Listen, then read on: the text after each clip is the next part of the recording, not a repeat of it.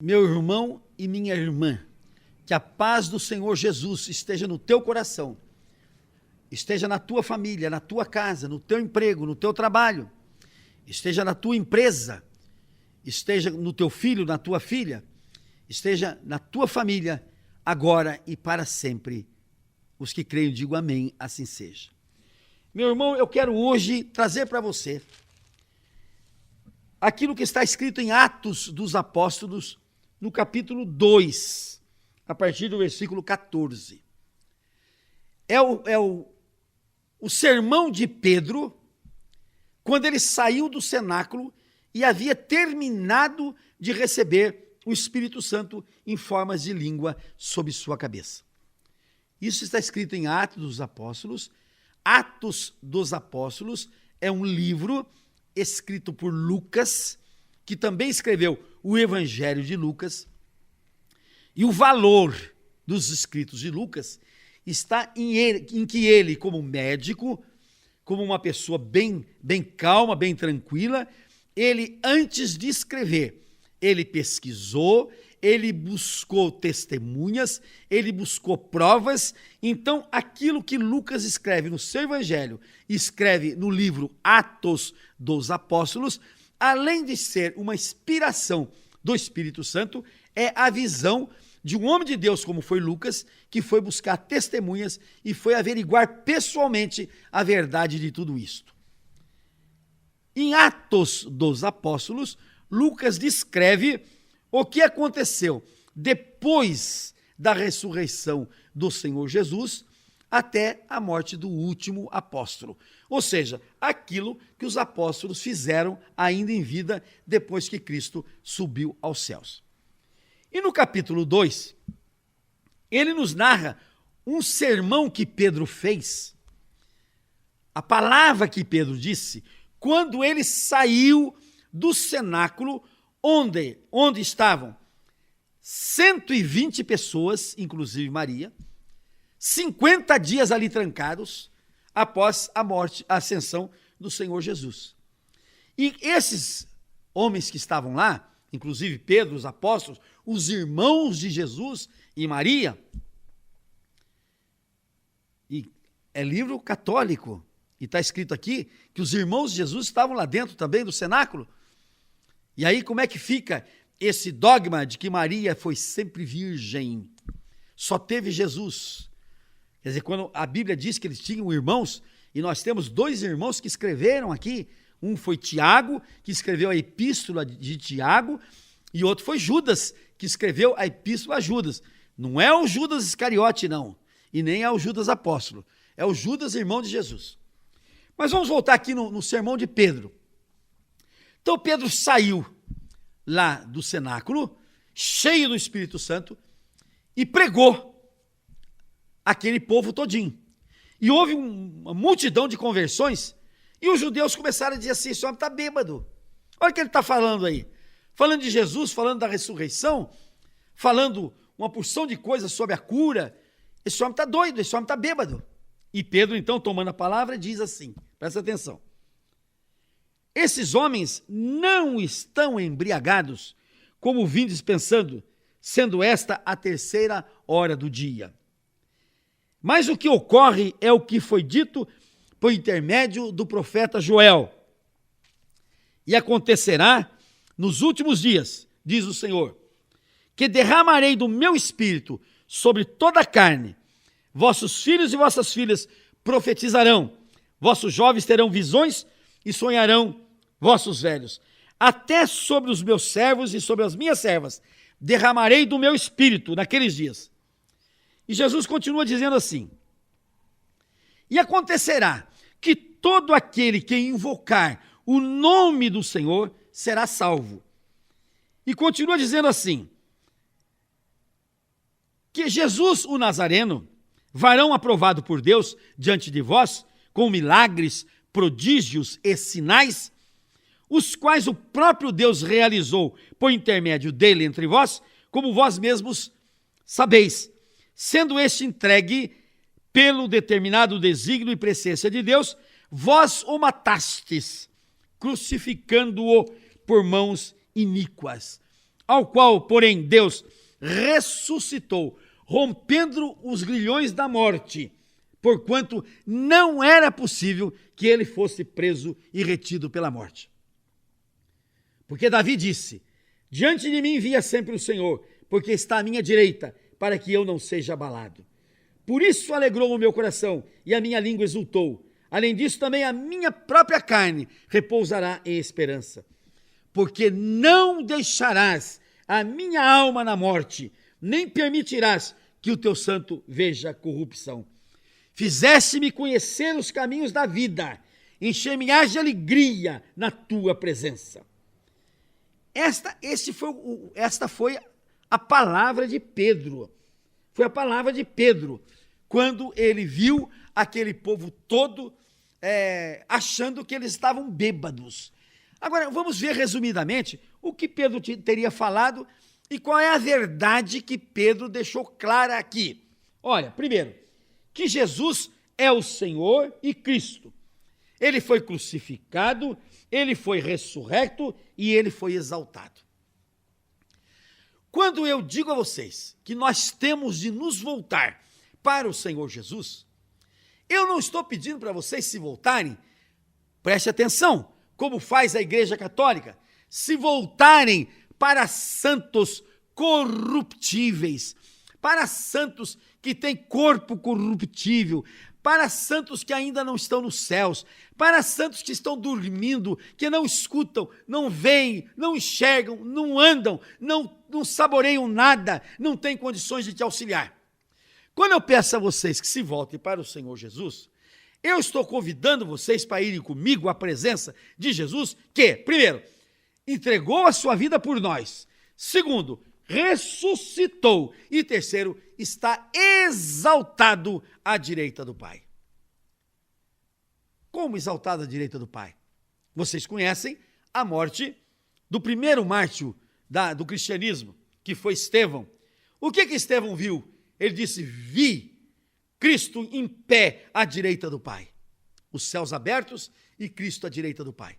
Então, eu estou convidando você, não é para seguir um ídolo mudo, não é para seguir uma Maria que morreu, que não ressuscitou, que não está nos céus, que está dormindo esperando o seu julgamento. Aquela Maria que ela mesmo diz que Jesus é o seu Salvador. Ela não se diz já independente de Cristo, não. Como a Igreja Católica diz, que ela é concebida sem pecado, e, portanto, se ela é concebida sem pecado, ela não precisa de Salvador, porque o Salvador vem para aqueles que foram concebidos pelo pecado, que estão no pecado e que vivem no pecado e querem sair do pecado. Por isso é que Cristo morreu por nós na cruz, para que nós fôssemos livres do pecado e, via de consequência, livres da morte eterna. Quando eu convido você a seguir aquele que veio nesta terra e deu milhões de provas de que ele tem poder. Milhões de pessoas foram curadas através do Senhor Jesus. Ninguém chegou perto de Jesus que não tivesse sido curado. Ninguém passou por Jesus endemoniado que ele não tenha expulso o demônio. O que eu convido vocês a seguirem este homem que um dia esteve nessa terra e curou a milhões de pessoas, multiplicou o pão e o peixe, andou por sobre as águas, salvou os apóstolos da tempestade e pode salvar você e quer salvar você das tempestades dessa vida. Eu convido você a seguir aquele que um dia nessa terra curou a todos quantos chegaram a ele e que um dia foi morto, mas não foi morto por falta de poder, porque ele podia ter jogado por terra todos aqueles que o estavam matando. Não, ele foi morto por amor de mim, por amor de você, meu irmão que está me ouvindo agora. Ele morreu de vontade própria. Ele não foi assassinado, tanto é que está escrito na Escritura Sagrada, que Jesus disse em alto brado, Senhor, nas tuas mãos eu coloco o meu espírito. Meu irmão, quem está preso numa cruz com os braços erguidos, está com os pulmões comprimidos. um pouco depois dessa compressão dos pulmões, ele não tem mais voz, ele não tem mais força, ele não pode gritar, ele não pode falar. E Jesus gritou: Pai, em tuas mãos eu entrego o meu espírito. Então Jesus entregou a sua vida por mim de livre e espontânea vontade, porque ele me amava, porque ele me ama, porque ele ama você, meu irmão que está me ouvindo agora. Depois, ele foi colocado num sepulcro, e 3 dias depois, o sepulcro estava vazio. Veja a diferença de Cristo e de nós, de Cristo e de Maria, de Cristo e dos santos. Se vocês forem hoje na Itália, vocês vão encontrar em Assis, né, um túmulo que está escrito aqui: aqui jaz Francisco de Assis. Vocês vão encontrar lá na cidade de Santa Águeda: aqui jaz Santa Águeda. Vão encontrar: aqui jaz Santa Luzia. Vão no cemitério agora e vão ver: aqui jaz fulano, aqui jaz Beltrano, aqui jaz Cicrano. Todos estão jazendo, todos estão mortos ali, mas o túmulo de Cristo está vazio, porque ele ressuscitou dos mortos. E o que diz a Escritura Sagrada? Ele está exaltado à direita do Pai. Então eu não consigo entender, eu não consigo compreender como é que você abandona a adoração, o culto daquele que morreu por você, daquele que ressuscitou dos mortos e daquele que está exaltado diante de Cristo, para seguir ídolos mudos, surdos, paralíticos, que não andam, que não escutam, que não têm poder, que nada pode fazer. Primeiro discurso de Pedro foi esse: creiam no Senhor Jesus, que morreu por nós, que foi crucificado, que ressuscitou e que está exaltado à direita do Pai. Só este e mais ninguém pode nos dar o caminho, pode nos dar a verdade e pode nos dar a vida. Só este. E Cristo, vejam bem que coisa interessante, Cristo morrera na cruz. Aqueles discípulos que iam em direção à cidade de Emaús iam tristes, cabisbaixos. Por que triste? Por que cabisbaixo? Porque havia morrido na concepção deles aqueles que eles achavam que era o Redentor deles. E de repente Jesus emparelha com eles e passa a andar com eles. E eles dizem depois: e não encandecia o nosso coração quando nós ouvíamos falar? Meu irmão e minha irmã, deixa Jesus emparelhar com você. Deixa Jesus andar com você do teu lado, como ele andou com os discípulos que iam para Emaús. Tira o Senhor Jesus do sacrário, onde a Igreja Católica trancou ele lá. Tira ele de lá, meu irmão, agora, e coloca-o dentro do teu coração. Aceita a companhia dele ao teu lado, como ele foi junto com os ministros, com os discípulos de Emaús. Meu irmão, Deus é fiel. Aquilo que ele fez para um, ele tem de fazer com todos. Como ele andou ao lado dos discípulos de Emaús, e eles comprovam isso, eles contam isso, ele tem de andar do meu lado, como está andando. Ele tem de andar do teu lado, se você assim o quiser. Ele pode, ele quer andar do teu lado. Ele não quer ficar naquele sacrário absurdo que a Igreja Católica o trancou. Ele quer estar do teu lado, ele quer estar no teu coração, ele quer estar na tua vida, ele quer estar junto com você, ele quer estar no mesmo instante com você. Só se você não o quiser, só se você não o chamar. Mas é esse Cristo que nós temos de crer, o Cristo que entregou a sua vida por nós, o Cristo que ressuscitou dos mortos e o Cristo que está exaltado ao lado do Pai. Este que eu convido você a colocar na tua vida. Viu, meu irmão? Larga de colocar morto do teu lado. Quem gosta de morto é funerária, meu amor. Quem gosta de morto é vendedor de flores. Quem gosta de morto é vendedor de vela. Porque o morto recebe vela, flor e o caixão na funerária. O morto, meu irmão, se você não sabe, nem as costas do paletó ele tem. Se você não colocar um terno nele do que você tem na sua casa, A funerária coloca um paletó sem costa. E você está acreditando em morto, em morta. Creia num Jesus que deu a vida por você, que ressuscitou e está exaltado à presença do Pai. Que mais disse Pedro? Que Jesus está à direita do Pai e ele prometeu, olha o que ele disse, e eu vou, para que eu indo, eu vos envie o Espírito Santo sobre os crentes. Olha, meu irmão, presta bem atenção. Presta bem atenção. Jesus passou nessa terra, mostrou todo o seu poder. Morreu por nós. Foi ressuscitado. Subiu aos céus, onde está sentado à destra do Pai. E de lá, qual foi a promessa dele? Eu vou, porque se eu não for, o Espírito Santo não vem. Mas se eu for, de lá eu enviarei sobre vocês o Espírito Santo de Deus. Meu irmão, essa é a promessa maravilhosa que Jesus vai cumprir na minha vida e na tua. Ele vai derramar sobre nós o Espírito Santo de Deus. E condição para isto é você ser batizado, meu irmão. Não esse batisminho de mentira que você recebeu quando era criança. Não esse batisminho sem valor que você recebeu quando você era criança, não. O batismo de fé, o batismo de vontade, o batismo racional, o batismo de vontade que você tem de ter para ser batizado. E lá de cima, ele vai derramar sobre você o Espírito Santo de Deus. E o que é que faz o Espírito Santo de Deus sobre as pessoas? Preste bem atenção. Jesus disse, ele vos ensinará todas as coisas. E ele lembrará você de tudo aquilo que eu lhe ensinei. Precisa mais alguma coisa, meu irmão? O Espírito Santo que Jesus está nos mandando, ele vem para ficar do nosso lado? Não do nosso lado não, meu irmão. Está escrito que nós somos morada do Espírito Santo de Deus. Ele vem habitar aqui dentro de nós, aqui dentro de nós.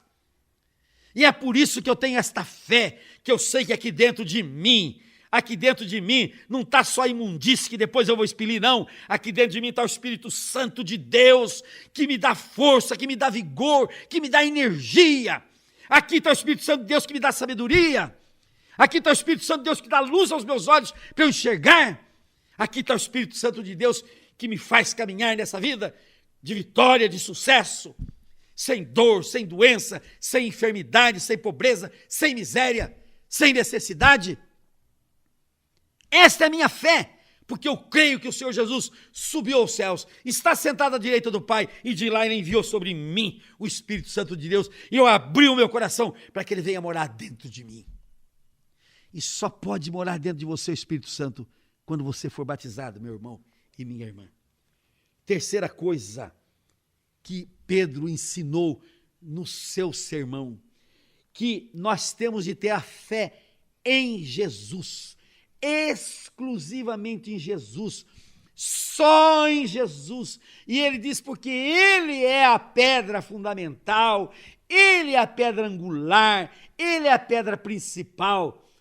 Não sou eu, diz Pedro, como a Igreja Católica quer que você seja, o Papa seja e Pedro seja. Não, mas ele diz assim, arrependei-vos e sede batizados. Meu irmão, condição de você ser batizado é você primeiro se arrepender dos seus pecados. Tanto é que na nossa igreja, nós só batizamos as pessoas que têm uso da razão, das pessoas que têm raciocínio, das pessoas que têm cabeça para pensar. E essas pessoas, antes de entrar no batismo, elas têm de confessar só para Jesus. Não é para mim não e não é para pastor nenhum. O nosso pecado tem de ser confessado a Deus, só ao Pai e a mais ninguém. Sabe por quê a Igreja Católica instituiu a confissão auricular na orelha do padre? É porque no tempo da Inquisição, né, as confissões levavam aos ouvidos dos padres tudo aquilo que eles queriam ouvir para punir as pessoas, para perseguir as pessoas, para matar as pessoas. Então, a confissão era uma rede de informação que os padres tinham para a igreja, para poder punir aqueles que estavam contrários à igreja. Veja como é que é a origem da confissão auricular, daquela confissão que você vai diante do padre e confessa lá para ele os seus pecados. Não, arrependei-vos, diz Pedro. Arrependei-vos e confessai os vossos pecados a Deus. E aí sim, sede batizados. Condição que está no sermão de Pedro é que a gente se arrependa, que a gente confesse os pecados a Deus e que a gente seja batizado de verdade. E nunca é demais falar para você, meu irmão e minha irmã, para você receber o Espírito Santo de Deus, antes você tem de receber o batismo. Antes você tem de receber o batismo. E o batismo é um ato racional. E o batismo é um ato consciente. E um batismo é um ato da razão. E um batismo é um ato da consciência, que você só pode receber quando você tiver idade para conhecer e compreender isto. A Igreja Católica diz assim, não, mas nós fazemos o batismo da criancinha, mas depois, aos 7, 8 anos, nós confirmamos o batismo e fazemos a crisma. Raciocina comigo, meu irmão. Se o batismo de criancinha é válido, por que confirmá-lo aos 7 anos? E se não é válido, como é que você vai confirmar uma coisa que não é válida? Entenderam bem? Eu vou repetir outra vez. A Igreja Católica diz que eu não tenho razão, porque o batismo de criancinha é confirmado depois da crisma. Aos 7, 8, 9, 10 anos que a pessoa vai confirmá-lo. Então preste atenção. Se o batismo de criancinha é válido, por que confirmá-lo aos 7, 8, 9, 10, 11, 12 anos, quando sai a crisma? E aqueles que não são crismados, confirmaram o batismo? E aqueles que, por qualquer circunstância, não têm a confirmação do batismo, como fica? E eu te digo, se o batismo é válido, por que confirmá-lo? E se não é válido, como você vai confirmar uma coisa que não existiu? Como você vai confirmar uma coisa que não existiu? Então, meu irmão, raciocine comigo. Pedro pregou que para você chegar a Cristo, você tem de se arrepender e ser batizado, porque só aquele que invoca o nome de Jesus, só aquele que recebe Jesus, só aquele que é batizado é que é salvo. Então, meu irmão, não confie nesse batisminho de mentira que você recebeu quando criança. Não confie nesse batisminho de nada que você recebeu quando você não tinha o uso da razão, quando você não conhecia nada, quando você não sabia de coisa nenhuma, quando você não tinha vontade, quando você não conhecia nada da sua razão. Agora que você é grande, entregue o teu coração a Jesus, vá diante dele, arrependa dos teus pecados, confesse os teus pecados a Deus e entre na água do batismo, para que você logo em seguida receba o Espírito Santo de Deus, que Jesus está enviando a cada um de nós lá dos céus à direita do Pai. Aí vem a quarta pregação de Pedro. Depois de arrependido e depois de batizado, vamos buscar o batismo do Espírito Santo na nossa vida. Meu irmão e minha irmã, preste bem atenção. Larga de ser metido. Larga de ser autossuficiente. Larga de achar que você não precisa de nada e de mais ninguém. Largue de ter vergonha de Deus. Largue de ter vergonha de Jesus. Largue de ter vergonha do Espírito Santo. E não tenha vergonha dessa vidinha que você está vivendo. Você tem vergonha de Deus, tem vergonha de Jesus Cristo, mas não tem vergonha dessa vidinha de nada, chula, boba, tonta que você está vivendo? Você não tem vergonha do aperto financeiro que você está passando? Da doença que você tem? Aliás, o demônio põe na sua cabeça que você ser doente é uma glória. Tanto é que quando você está doente, você faz questão de dizer para todo mundo, né, que você está doente, que você tem dor, que você tem doença, que você tem enfermidade. E a pessoa que te ouve, meu irmão, para não ficar por baixo, ela descobre nela própria uma doença maior que a tua. E a disputa de doença, disputa do cão, disputa de Satanás. Eu sempre costumo contar aquela historinha da dona Mariazinha que sai de casa cedo, andando com dificuldade, e ela topa com a dona Josefina no caminho. E a dona Mariazinha fala: ei, comadre Josefina, você nem imagina a noite que eu passei. Você nem imagina. Dor a noite inteira, agarrou uma dor aqui na minha cacunda que eu pensei que ia morrer. Dava um aperto aqui no meu peito que aquilo parecia que ia estourar. As minhas pernas não mexiam, ó, para levantar deu o que fazer.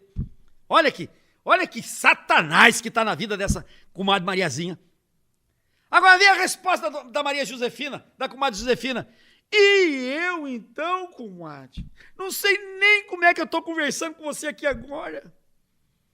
Olha, é por Deus mesmo que eu estou aqui, porque olha, do jeito que eu dormi essa noite, olha, não preguei o olho.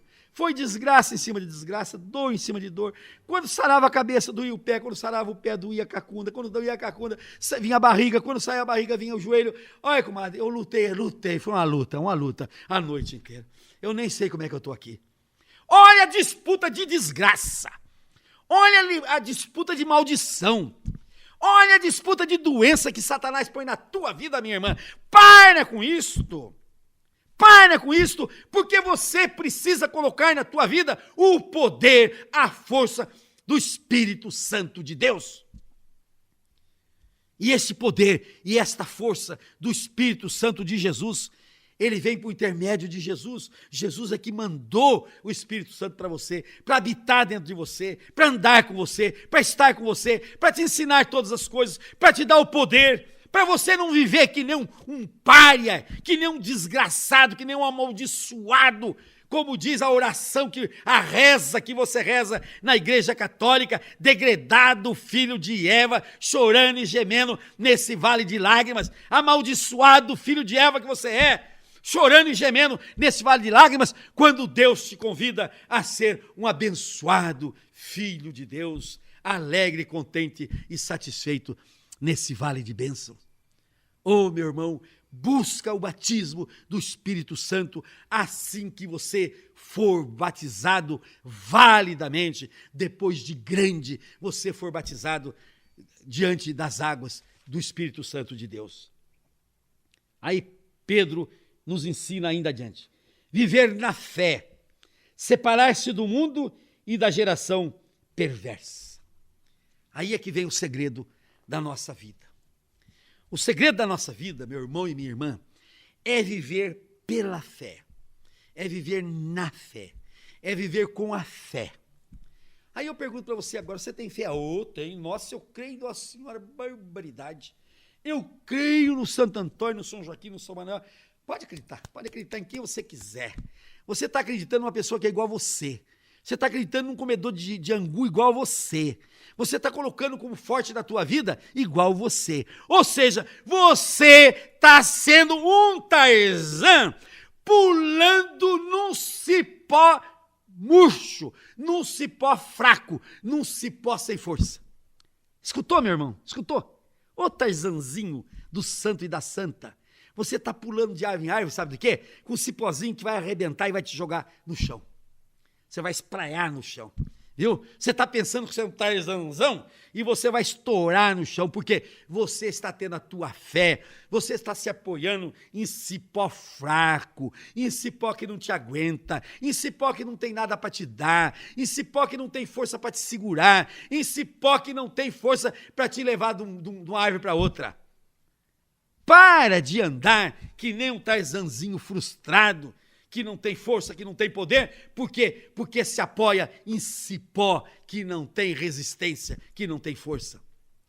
Meu irmão e minha irmã, viver na fé, viver pela fé, viver da fé, é viver crendo e tendo absoluta confiança só no Senhor Jesus. O que está escrito no livro de Abacuque? Está escrito lá, o meu justo viverá pela fé. Quando Lutero leu isto, Lutero disse, está tudo errado o que a Igreja Católica me ensinou. Porque no momento que eu tenho de viver pela fé, é outra maneira que eu vou viver. Não é crendo nessa santaiada toda, não é crendo em Maria, não é crendo em nada disso. É crendo só no Senhor Jesus, que é o autor da vida, que é o nosso Redentor, que ressuscitou para mostrar o seu poder e que está sentado à direita do Pai, de lá enviando o Espírito Santo sobre você, para que você viva a vida em abundância que Ele tem para você. Este é o fim da nossa vida, o fim da nossa existência. Eu tenho de viver pela fé. Agora, que fé que eu tenho de viver? A fé natural? A fé comum? Aquela fé que me faz viver o dia inteirinho? Eu, por exemplo, vou deitar de noite, eu tenho fé que eu vou acordar de manhã cedo. Eu sento na mesa para comer a comida e tenho fé que aquela comida vai fazer bem para mim. Eu me levanto, eu tenho fé que eu vou ficar de pé, porque os meus braços, as minhas pernas estarão me segurando. Eu tenho fé que se eu pegar um ônibus eu vou chegar no meu destino.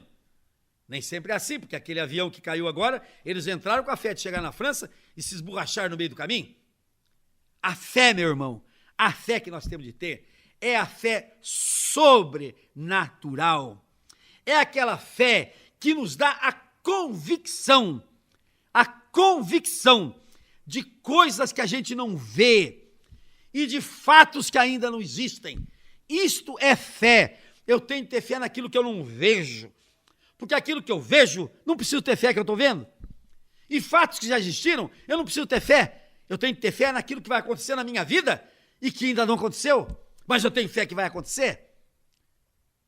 Então vem aquela historinha que ensinaram para vocês. Se Deus quiser, vai acontecer isso, vai acontecer aquilo. Se Deus quiser, eu vou ser feliz. Se Deus quiser, eu vou arrumar emprego. Se Deus quiser, eu vou trabalhar, vou achar trabalho. Meu irmão, para com isso, porque Deus quer. O que Deus quer para você é perfeito, é agradável e é bom. A vontade de Deus é esta, que tudo seja bom na tua vida. Isso que Deus quer para você. Então a fé que você tem de ter é a fé daquelas coisas que não são comuns. Que não são comuns. Esta fezinha natural, isso você vai ter normalmente na tua vida. Você tem que ter a fé sobrenatural. E o que é a fé sobrenatural? Vou dar um exemplo para vocês, que aconteceu na cidade de Passa Quatro. Todo mundo viu o dia que nós fomos pregar na Vila São Francisco, que nós encostamos a nossa perua. Quando nós ligamos o som, caiu um aguaceiro, gotas d'água desse tamanho, e alguns bêbados saíram no bar da esquina e saíram fazendo gozação. Vocês crentes vão enfiar a viola no saco e vão sair daqui, não vão fazer nada aqui. Eu vi que era Satanás que estava no corpo daqueles bebuns. E vi que era Satanás que estava jogando aquela chuva em cima de nós para que a palavra de Deus não fosse pregada. Eu olhei para os céus com a minha fé sobrenatural, a minha fé que me dá esse poder, Olhei para os céus e disse assim: chuva, você cesse agora, você pare agora, você não vai cair nesse lugar agora, porque aqui nós vamos pregar a palavra de Deus. Você só vai cair aqui depois que nós terminarmos o nosso culto em homenagem ao Senhor Jesus. Os bebuns pararam, olharam para cima com um sorriso sarcástico, um sorriso de gozação, mas eles viram na mesma hora a chuva parar, na mesma hora a chuva cessou, na mesma hora parou os pingos d'água, na mesma hora a nuvem foi embora e um solão bonito veio sobre nós. Isso era 2 horas da tarde e nós pregamos até às 6 horas a palavra de Deus na Vila São Francisco, na cidade de Passa Quatro. Meu irmão e minha irmã, vocês vão dizer, mas essa é demais, hein? E vocês vão dizer, pircorococor, mas todo mundo viu, todo mundo estava lá. Mas isso é possível? Vou dizer para vocês se é possível. Jesus entrou no barco, estava atravessando o mar da Galileia. No meio da noite, lá no meio do mar, uma tempestade enorme. Jesus dormia. E os apóstolos erguem vela, baixa a vela, puxa o mastro, põe mastro, trabalhando e lutando em as águas em cima da embarcação. Eles disseram, vamos acordar Jesus, porque nós vamos afundar aqui. E acordaram Jesus. E disseram para Jesus, mestre, você não se importa que nós estamos morrendo aqui nesse mar e o senhor dormindo? O que Jesus disse para eles? Homens de pouca fé, por que não fizestes vós mesmos isto? Ou seja, por que não mandaste a tempestade parar? Jesus me ensinou isto. Eu aprendi isto. Eu aprendi isso de Jesus. Sei que eu tenho poder para isso, como você também tem poder para isso. Por que, meu irmão e minha irmã, tem seca no Nordeste? Porque o povo não usa o poder que ele tem. Porque o povo é cheio de imagem, de estátua, de tudo quanto é santo. E quando dá seca, ele sai em procissão, pé no chão, banguela, desdentado, andando pelo caminho e pedindo chuva do céu a quem não escuta, a quem não ouve, a quem não tem poder. Se aquele povo acreditasse no poder que o Senhor Jesus tem para eles, aquele povo podia se voltar unido para o céu e dizer: Senhor, no teu nome, nós ordenamos agora que a chuva caia neste lugar. E por que lá no sul as enchentes tremendas? Porque aquele povo, quando vem a enchente, vai buscar tudo quanto é santo e santa para cessar a enchente. Se aquele povo acreditasse no poder que Jesus lhes deu, se eles acreditassem nisso, eles se reuniam e diziam: as janelas do céu, feche esse aguaceiro, cesse essa tempestade, para que a gente possa ter uma vida comum e correta sem esse aguaceiro. Mas falta fé. Aquela fé sobrenatural, meu irmão, que te diz assim: dor de cabeça, ah, meu Deus do céu, onde tem um sorrisal, onde tem um doril, onde tem uma novalgina, onde tem uma doença, onde tem um comprimido. Se você tem a fé sobrenatural, você diz assim: demônio, que está na minha cabeça, que está me atormentando, em nome de Jesus eu te ordeno, sai de mim agora. Pega essa dor de cabeça e vai embora com ela, em nome de Jesus. No entanto, vocês não falam isso, vocês não têm a fé sobrenatural. É capaz que quando ataca a dor, vocês dizem: ô Santa Rita, me acorde, ô Santa Luzia, me socorre. Santa Luzia morreu cega, furaram os olhos dela, ela não foi capaz de salvar os próprios olhos, vai salvar o teu olho?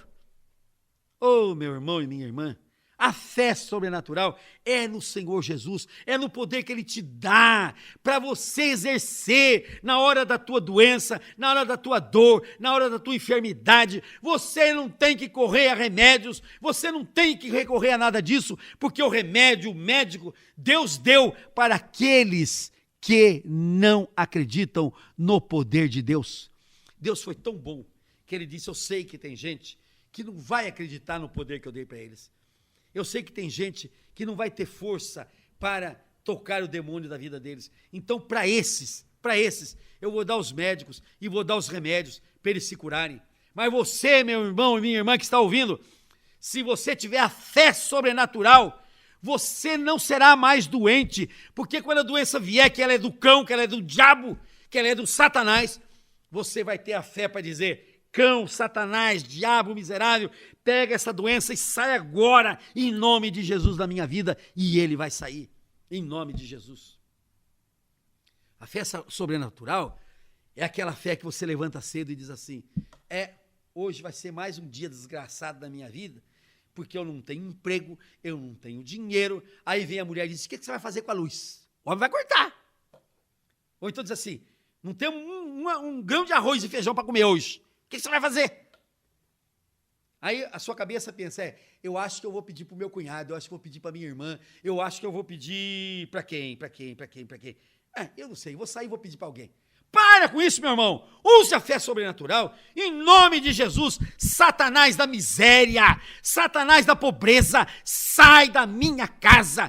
Pega essa pobreza, pega essa necessidade, pega essa amargura que você põe na minha vida, pega essa miséria que você põe na minha vida e vai embora da minha casa. Satanás da miséria, da pobreza e da necessidade, vai embora. E entra Jesus da abundância na minha casa. E você vai ver que Jesus vai te honrar. De um lado ou de outro, de alguma forma, de alguma maneira, vai surgir para você a necessidade que você tem para cumprir.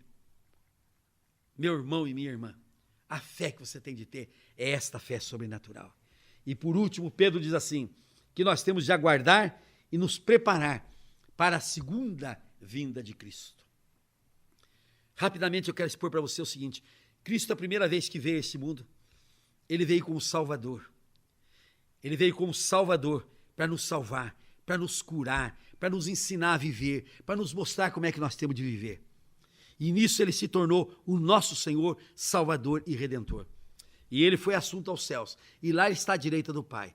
Mas está escrito, donde há de vir um dia para julgar os vivos e os mortos. Não pense, meu irmãozinho, minha irmãzinha, que a segunda vida de Cristo vai ser aquele Cristo bondoso, aquele Cristo salvador, aquele Cristo maravilhoso, que veio a esta terra, curou os doentes, curou os enfermos, expulsou Satanás do corpo das pessoas. Não, Cristo agora, quando ele voltar a segunda vez, ele vai voltar como julgador. Ele vai voltar para julgar os vivos e os mortos. E na hora que ele colocar o julgamento dele, meu irmão, os bons vão ser arrebatados e vão ser ressurrectos para a glória de Deus. E os maus vão ser ressurrectos para o inferno e vão ser jogados no inferno. Nós temos de estar preparados para esta segunda vida de Cristo, para que na segunda vinda de Cristo ele nos encontre preparados para nos levar com ele para a sua glória. É o que eu desejo para você, meu irmão e minha irmã, em nome do Senhor Jesus. Os que creem, digam amém, assim seja, e glória a Deus. Que Deus te abençoe.